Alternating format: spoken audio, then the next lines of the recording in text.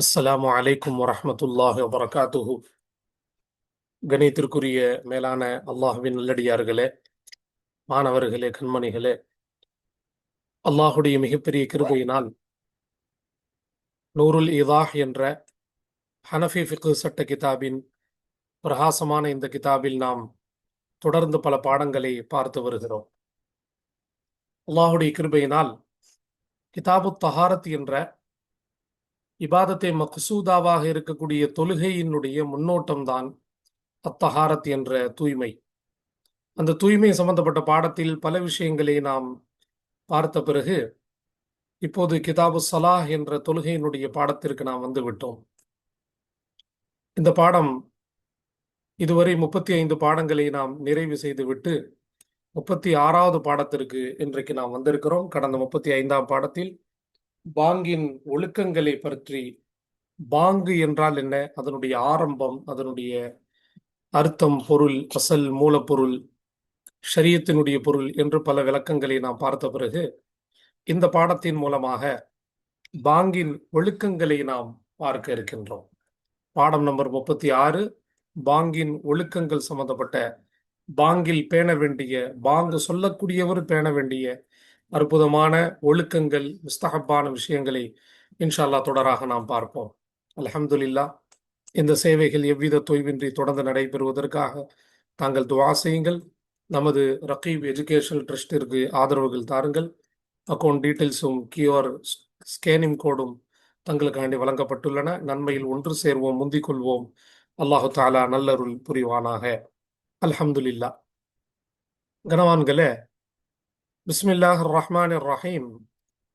இன்றைய பாடத்தில் பாங்குடைய தலைப்பில் நாம் பார்க்க இருக்கின்ற ஒரு ஜுஸ்வி தலைப்பு, ஒரு சிறிய தலைப்பு, அல் அதானு பிகைரில் அரபியதி அப்படிங்கிற ஒரு தலைப்பு கொண்டு வந்திருக்கிறாங்க. அரபி அல்லாத மொழிகளில் பாங்கு சொல்லுவது.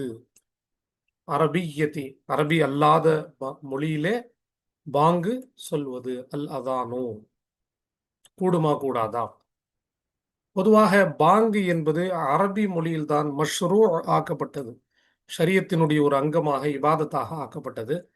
ரசூலுல்லாஹி ஸல்லல்லாஹு அலைஹி வஸல்லம் உடைய காலத்திலே அப்துல்லாஹ் இப்னு ஸைத் இப்னு அப்து ரப்பிஹினுடைய ரலியல்லாஹு அன்ஹு அவர்களுடைய கனவின் மூலமாக, பிலால் ரலியல்லாஹு அன்ஹு அவர்கள் மூலமாக நடைமுறைப்படுத்தப்பட்டு இந்த பாங்கு நடைமுறையில் இபாதத்தாக, பாங்கினுடைய ஒரு அடையாளமாக பார்க்கப்படுகிறது.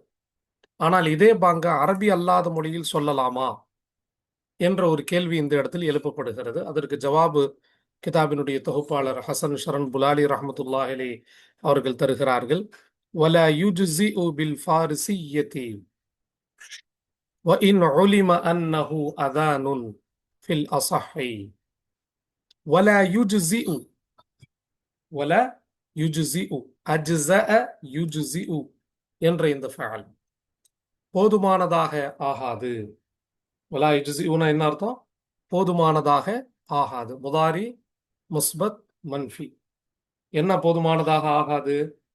பில் ஃபாரிஸிய்யதி ஐ அல் அதானு, பாங்கு சொல்வது. இதனுடைய ஃபைல் இந்த இடத்துல மஹ்சூஃப் ஆக்கப்பட்டிருக்கு, போக்கப்பட்டிருக்கு என்றால் அது அறியப்பட்ட விஷயமாக இருக்கிறனால போக்கிட்டாங்க. பாங்கு என்பது போதுமானதாக ஆகாது. பில் ஃபாரிஸிய்யதி, ஃபாரசீக மொழியிலே போதுமானதாக ஆகாது. வ இன் உலிம அன்னஹு அதானுன், திட்டமாக அது பாங்கு என்று அறியப்பட்டாலும் சரியே, வா வஸ்லியா, அது பாங்கு என்று அறியப்பட்டாலும் சரியே, ஃபில் அஸஹி, மிகச்சரியான கருத்தின் பிரகாரம் அது பாங்கு என்று அறியப்பட்டாலும் சரியே, பாரசீக மொழியில் பாங்கு என்பது போதுமானதாக ஆகாது என்று சொல்றாங்க. ஏன் இப்படி? பாங்கு என்று மக்களுக்கு தெரிந்தாலும் கூட ஃபார்சி மொழி, இந்த இடத்தில் ஏன் ஃபார்சியுடைய கைது கொண்டு வந்திருக்கிறாங்க? பொதுவாக இந்த கிதாபுகள் எழுதக்கூடிய உலமாக்களுடைய காலம் ஏறக்குறைய இஸ்லாமிய காலங்களில் ஒரு 500 வருடங்களுக்கு முன்பு மக்களிடத்திலே, குறிப்பாக இஸ்லாமிய மக்களிடத்திலே அரபிக்கு பிறகு அதிக நடைமுறையில் இருந்த ஒரு அற்புதமான மொழி என்றால் அது பாரசீக மொழி. தற்போது ஈரானுடைய மொழியாக இது பார்க்கப்படுகிறது. அரபுகள் வாழக்கூடிய பகுதிகளிலும் பாரசி மொழி அதிகமாக பயன்படுத்தப்படுகிறது. பாரசீக மொழி, பாரசீக மொழியில் நிறைய இஸ்லாமிய ஃபிக்ஹ் சட்ட நூல்கள், இஸ்லாமிய கவிதை புத்தகங்கள், இஸ்லாமிய ஒழுக்கவியல், இஸ்லாமிய வரலாறு என்று ஏராளமான கிதாபுகள் ஃபார்சி மொழியில், திருக்குரானுடைய தப்சீர் கூட ஃபார்சி மொழியில் எழுதப்பட்டுள்ளது. எனவே அரபிக்கு பிறகு மிக பிரபலியமான மொழி என்பதற்காக இங்கு ஃபார்சியினுடைய கைது, இது ஒரு கைது இத்திஃபாக்கி என்று சொல்லுவார்கள். அதாவது யதார்த்தமான ஒரு இணைப்பு. ஆனால் இங்கு சொல்ல வேண்டிய நோக்கம், அரபி அல்லாத மற்ற மொழியில் பாங்கு சொல்லலாமா என்றால் அது போதுமானதாக ஆகாது. அது பாங்கு என்று அறியப்பட்டாலும் சரியே, அது இந்த இடத்துல போதுமானதாக இருக்காது. கண்டிப்பாக அரபி மொழியில்தான் பாங்கு சொல்ல வேண்டும், ஃபில் அசஹை, மிகச்சரியான கருத்தின்படி. ஏனென்றால் பாங்கு மஷ்ரூ ஆக்கப்பட்டது, ஷரியத் ஆக்கப்பட்டது அரபி மொழியில்தான். ரசூலுல்லாஹுடைய அங்கீகாரம் கிடைத்தது ஸல்லல்லாஹு அலைஹி வஸல்லம் அரபி மொழியில்தான். எனவே அரபி அல்லாத மொழிகளில் பாங்கு சொல்வது என்பது அது போதுமானதாகவோ அல்லது சுன்னத்தாகவோ இருக்காது. வாருங்கள் அடுத்த தலைப்பிற்கு நாம் போவோம். மா யுஸ்தஹப்பு லில் முஅஸ்ஸினி, பாங்கு சொல்லக்கூடியவருக்கு முஸ்தஹப்பாக்கப்படக்கூடிய ஒன்று. முஸ்தஹப்பு முதாரி மஜ்ஹூல் முஸ்பத், பாங்கு சொல்லக்கூடியவருக்கு முஸ்தஹப்பாக்கப்படக்கூடிய ஒன்றை பற்றிய பாடம். இதோ விளக்குகிறார்கள் பாருங்கள். பாங்கு சொல்லக்கூடியவருக்கு என்ன முஸ்தஹப்பு? வயுஸ்தஹப்பு, மேலும் முஸ்தஹப்பாக்கப்படுகிறது. ஐ யகூனல் முஅஸ்ஸினு, பாங்கு சொல்லக்கூடியவர் ஆகியிருப்பது, பாங்கு சொல்லக்கூடியவர் ஆகியிருப்பது. யகூன உடைய இஸ்முதான் அல் முஅஸ்ஸினு. யகூன உடைய ஹபர் கீழே வருது, சாலிஹன், ஆலிமன், இதெல்லாம் கீழே ஹபராக வருது. அப்போ முஅஸ்ஸினு என்பது யகூன உடைய இஸ்மு. வயுஸ்தஹப்பு, மேலும் முஸ்தஹப்பாக்கப்படுகிறது, பிரியமாக்கப்படுகிறது. ஐ யகூனல் முஅஸ்ஸினு, முஅஸ்ஸின் ஆகியிருப்பது எப்படி இருக்கணும்? ஏனால் பாங்கு என்பது ஒரு அற்புதமான ஒரு இபாதத். அந்த ஒரு அற்புதமான இபாதத்தை நிறைவேற்றக்கூடிய முஅஸ்ஸினிடத்திலும் சில ஒழுக்கத்தை ஷரீஅத்து பார்க்கிறது, கவனிக்கிறது. எனவே பாங்கு சொல்லக்கூடிய முஅஸ்ஸின் எப்படி இருக்கணும்? எல்லாரும் பாங்கு சொல்ல முடியுமா? இருக்காது, அப்படி சொல்ல முடியாது. அப்ப முஅஸ்ஸின் ஆகியிருப்பது அவ்வளவு முதலாவது எப்படி இருக்கணும்? சாலிஹன், யகூனுடைய ஹபர், அதனால்தான் இது மன்சூபாக இருக்கு. நல்லவராக இருக்கணும். சாலிஹன்னா என்ன அர்த்தம்? நல்லவராக. நல்லவராக என்றால் தீய குணம், துர்க்குணம், தவறான நடத்தை அவரிடத்தில் இருக்கக்கூடாது. நற்குணம் படைத்த மனிதராக அவர் இருக்க வேண்டும். என்னால் அவர் நிறைவேற்றக்கூடிய அதான் என்ற இபாதத் அற்புதமான அல்லாஹ்வினால் நேரடியாக கற்பிக்கப்பட்ட ஒரு இபாதத்தாக இருப்பதால் தீய குணம் இல்லாத நல்ல மனிதராக அவர் இருக்க வேண்டும். அஸ்ஸானி, இரண்டாவது, வஆலிமன் பிஸ்ஸுன்னதி, பாங்கு சொல்லக்கூடியவர் எப்படி இருக்கணும்? சுன்னத்தை கொண்டு அறிந்தவராக, பாங்கினுடைய சுன்னத்தை கொண்டு, பாங்கினுடைய ஒழுக்கவியல், நபி வழி, எனவே சுன்னத்தான வழிமுறைகளை கொண்டு அறிந்தவராக அவர் இருக்கணும். அதனுடைய ஒழுவுடைய விஷயம், கிப்லாவை முன்னோக்குதல். குறிப்பாக இன்றைய காலத்தில் ஒரு மிகப்பெரிய பிரச்சனை, பாங்கு சொல்லக்கூடியவர்களுக்கு பாங்கினுடைய வார்த்தை கூட தெளிவான தஜ்வீதுடன், தெளிவான மொழி அரபி மொழி பெயர்ப்புடன், அரபியினுடைய தன்மையுடன் சொல்லத் தெரியாமல் எத்தனையோ முஅஸ்ஸின்கள் பாங்கு சொல்லுவார்கள். எனவேதான் ஃபுகஹாக்கள் சொல்லுவார்கள், பாங்கு சொல்லக்கூடியவர் சுன்னத்தை கொண்டு அறியப்பட்டவராக இருக்க வேண்டும், சுன்னத்தான விளக்கங்கள் அறிந்தவராக இருக்க வேண்டும், நல்ல ஒழுக்கங்களை தெரிந்தவராக, நல்ல விஷயங்களை தெரிந்தவராக, சுன்னத்தை கொண்டு எல்லா விதமான ஞானம் படைத்தவராக அவர் இருக்க வேண்டும். அஸ்ஸாலிசு, மூணாவது, ஆலிமன் பி அவுகாத்தி ஸலாத்தி. அவுகாத்தி ஸலா என்பது ஆலிமனோட அத்ஃபு செய்யப்பட்டிருக்கு. ஆலிமன் பி அவுகாத்தி ஸலாத், தொழுகையின் நேரங்களை கொண்டு அறிந்தவராக, தொழுகையின் நேரங்களை கொண்டு அறிந்தவராக. அவர் லொஹருக்கு பாங்கு சொல்லுகிறேன் என்று 11 மணிக்கு பாங்கு சொல்லி விடுவதும், ஃபஜருக்கு பாங்கு சொல்லுகிறேன் என்று வக்து வருவதற்கு முன்னாடி பாங்கு சொல்லுவதும், இது ஒரு மிகப்பெரிய குழப்பத்திற்கு ஆளாக்கப்படுகிறது, குழப்பத்திற்கு ஒரு காரணமாக அமைவதால் அந்த பாங்கு சொல்லக்கூடியவர் தொழுகையின் நேரத்தை பற்றி அறிந்தவராக இருக்க வேண்டும். அப்போதுதான் அவருக்கு அந்த குறிப்பிட்ட நேரத்தில் பாங்கு சொல்லக்கூடிய அந்த தன்மை அவருக்கு வரும். முன்பின் செய்ய மாட்டார், நேரங்களில் மாற்றம் செய்ய மாட்டார், நேரங்களில் தவறிழைக்க மாட்டார். எனவே நேரங்களை கொண்டு அறிந்தவராக அந்த முஅஸ்ஸின் இருப்பது அவசியமாகும். இதுவரை 3 விஷயங்களை நாம் பார்த்து விட்டோம். அல்ஹம்துலில்லாஹ். அடுத்த 4வது ஒரு ஒழுக்கத்தை நாம் இங்கே பார்க்க இருக்கிறோம். அர்ராபிஉ, 4வது, வஅலா வுதுஇன், முஅஸ்ஸின் எப்படி இருக்கணும்? ஒதுவின் மீது இருக்கணும். அதாவது ஒதுவோடு அவருடைய பாங்கு இருக்கணும். ஒது இல்லாத முஅஸ்ஸினுடைய பாங்கு மக்ரூஹாக பார்க்கப்படுகிறது. இதுல பாங்கை கண்ணியப்படுத்தக்கூடிய சூழ்நிலை இல்லை, ஒது இல்லாமல் பாங் சொல்வது. ஆனால் ஒது இல்லாமல் பாங் சொன்னால் ஒது கூடிவிடும். இருப்பினும் அந்த பாங்கு சொல்லக்கூடியவர் பாங்குடைய நேரத்தில் உதுவோடு இருப்பது கண்ணியமான விஷயமாக இருக்கும். அந்த பாங்கு பரிபூர்ணத்துவமாக இருக்கும் என்பதில் எந்த சந்தேகமும் இல்லை. ஒதுவோடு அவர் என்ன செய்யணும்? இருக்கணும்.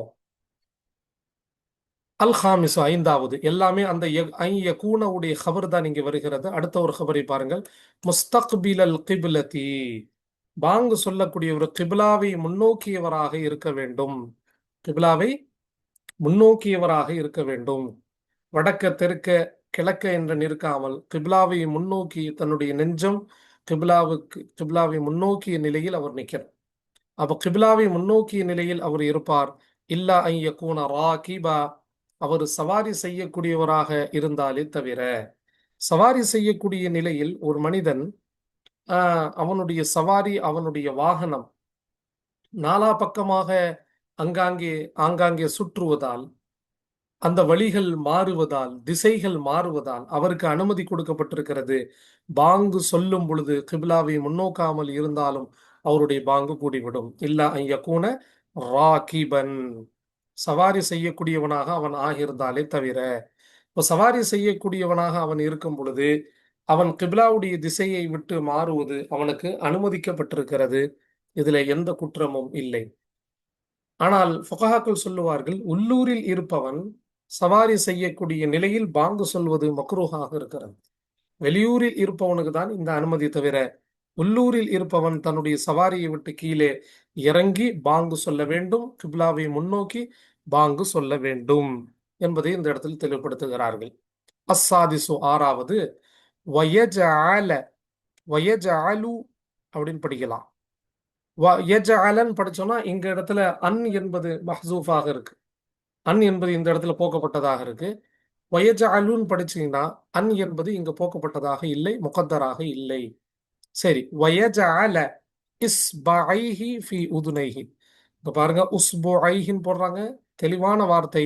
இஸ்பஐஹி ஃபி உதுனைஹி, அவர் தன்னுடைய 2 விரல்களை வைப்பார் அவருடைய 2 காதுகளிலே. இந்த ஹி இருக்க, ஏற்கனவே படிச்ச இந்த தமீரும் இந்த தமீரும் எல்லாம் அந்த முஅஸ்ஸினின் பக்கம் பார்த்து மீளுகிறது. அவருடைய 2 காதுகளிலே அவருடைய 2 விரல்களை அவர் வைப்பார், போடுவார். அப்ப 2 காதுகள்ல 2 விரல்கள் இருக்கணும். 2 காதுகள்ல 2 விரல்கள் இருக்கணும். காதுகள்ல விரல் வைத்து பாங்கு சொல்லக்கூடிய வளமை ஹஜ்ரத் பிலால் ரதியல்லாஹு அன்ஹுடைய வளமையாக இருந்தது. பிலால் ரதியல்லாஹு அன்ஹு காதுகளிலே விரல் வைத்து பாங்கு சொல்லுவார்கள். இதுல என்ன தத்துவம் இருக்கிறது என்று பார்க்கும் பொழுது, காதுகளில் விரல் வைக்கும் பொழுது பொதுவாக மனிதன் தன்னுடைய சத்தத்தை வெளிப்படுத்தும் போது அவனுடைய வாய், மூக்கு, காதுகள் வழியாக தான் அந்த காற்று வெளியாகிறது.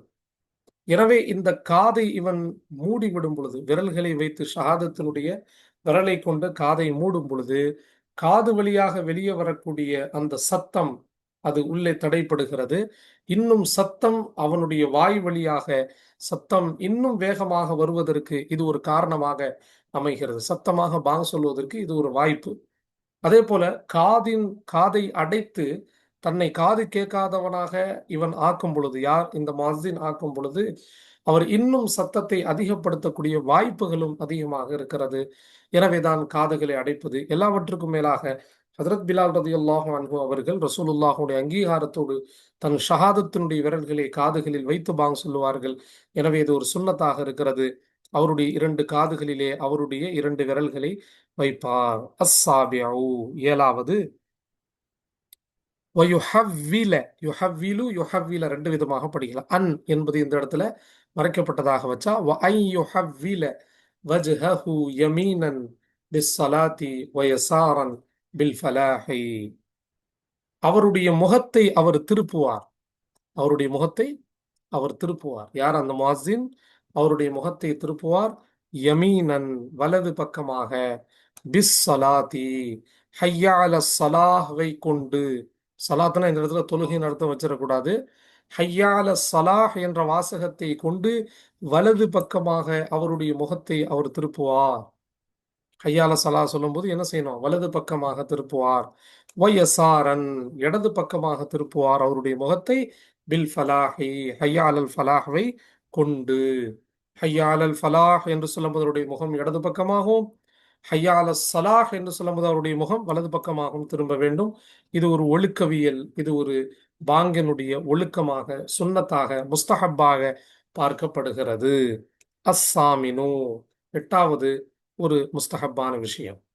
வயஸ்ததீர ஃபி சௌமஅதிஹி. வயஸ்ததீர ஃபி சௌமஅதிஹி அப்படின்னு சொல்றாங்க. இஸ்ததார யஸ்ததீரு முதாரி முஸ்பத் மஅரூஃப். அவர் சுற்றுவார். யாரு? அல் முஅஸ்ஸின். யஸ்ததீரோட ஹுவ எங்க மீளுது? முஅஸ்ஸினின் பக்கம் பார்த்து மீளுது. பாங்கு சொல்லக்கூடியவர் சுற்றுவார். ஃபி சௌமஅதிஹி தன்னுடைய பாங்கு சொல்லக்கூடிய அறையில். சௌமஅ என்பது வணக்கஸ்தலம். தனிமையில் வணங்கக்கூடிய இடத்திற்கு சௌமஅ என்ற ஒரு அர்த்தம் இருக்கிறது. இந்த இடத்துல சௌமஅ என்றால் பாங்கு அறை. பாங்கு அறை ஹுஜ்ரத்துல் அதான். பாங்கினுடைய அறைக்கு சௌமஅன்னு சொல்றாங்க. பாங்கிற்கென்று இருக்கக்கூடிய அந்த சிறிய அறை, அந்த சிறிய அறையில் முஅஸ்ஸின் என்பவர் சுற்றுவார். சுற்றுவதற்கான காரணம், பாங்கினுடைய அசல் லட்சியமே சத்தங்கள் நாலா பக்கமாக போய் சேர வேண்டும். எனவே இவர் சுற்றி சுற்றி வலது பக்கமாக, முன்பக்கமாக, இடது பக்கமாக சுற்றி சுற்றி சொல்லும் பொழுது அந்த ஓசை தூரமான பகுதிகள் வரை அந்த ஓசை போய் சேருவதற்கு இது ஒரு காரணமாக அமையும். எனவே தங்களுடைய பாங்கினுடைய அந்த அறையில் அவர் சுற்றுவார். ஒருவேளை தலையை வெளியாக்கி சொல்ல வேண்டிய தேவை இருந்தாலும் சொல்லலாம். அப்படியும் என்ன செய்யலாம்? அவர் தன்னுடைய பாங்கை சொல்லலாம். அதற்கும் ஷரியத்தில் அனுமதி இருக்கிறது. அத்தாசிஉ ஒன்பதாவது ஒழுக்கம். வயஃப்ஸிலு பைனல் அதானி வல் இகாமதி பிகத்ரி மா யஹ்துருல் முலாஸிமூன லிஸ்ஸலாத்தி. ஒன்பதாவது ஒழுக்கம் என்ன? ஒன்பதாவது முஸ்தஹப், அதானுக்கும் இகாமத்திற்கும் மத்தியிலே இடைவெளி எப்படி இருக்க வேண்டும்? கடிகாரம் இல்லாத காலங்களில் ஷரியத்துடைய சட்டம் எழுதப்பட்டதால் இதை இங்கு தெளிவுபடுத்துகிறார்கள். இதோ நாம் பார்ப்போம். வயஃப்ஸிலு மேலும் பிரிப்பார். முஅஸ்ஸின் பாங்கு சொல்லக்கூடிய பிரிப்பார். எந்த அளவுக்கு? பைனல் அதானி வல் இகாமத்தி, அதான் மேலும் இகாமத்திற்கு மத்தியில் பிரிப்பார். எவ்வளவு நேரம்? அதாவது இடைவெளி விடுவார். எவ்வளவு இடைவெளி? பிகத்ரிமா அந்த அளவுக்கு. யஹ்துருல் முலாஸிமூன லிஸ்ஸலாத்தி தொழுகையை கட்டாயமாக்கக்கூடிய மனிதர்கள் ஆஜராகக்கூடிய அளவுக்கு. தொழுகையை கட்டாயமாக்கக்கூடிய மனிதர்கள் யஹ்துருடைய